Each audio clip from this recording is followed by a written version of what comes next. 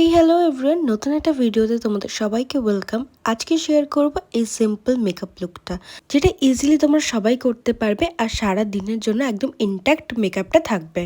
তো চলো শুরু করা যাক। যেহেতু আমি এই বাড়িতে এসেছি তাই মেকআপের একটা পাউচ নিয়ে চলে এসেছি, যা যা আমার প্রয়োজনীয় ছিল সেটাতে ভরে। আর এই বছর শীতে না আমার প্রচুর অ্যালার্জির সমস্যা হচ্ছে ফেসে। প্রথমে স্কিনে ময়শ্চারাইজার আর টোনার দিয়ে স্কিনটাকে প্রেপ করে নেবে, দেন অবশ্যই মেকআপ করার আগে সেটিং স্প্রেটা কিন্তু মাস্ট, যেটা তোমাদেরকে আমি সবসময় বলি মেকআপটা যাতে অনেক বেশি লং লাস্টিং হয়। তারপরে প্রাইমার আর ফাউন্ডেশন।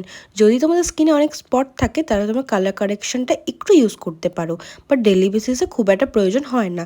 তারপরে আমি মেকআপ করতে করতে ভুলেই গেছিলাম যে মেকআপ করছি, আর বাবা ফোন করেছে, আমি কথা বলতে বলতে ওইদিকে চলে গেলাম। দেখতে পাচ্ছ বেসটা আমি ভীষণ লাইট করেছি, দেন ভরে ভরে ব্লাশার দিয়ে নিলাম। আর যাদের আমার মতন একদম ছোট ছোট আইল্যাশ, তারা অবশ্যই আইল্যাশ কার্লারটা ইউজ করতে পারো, এতে ল্যাশটা ভীষণ ভলিউম দেয়।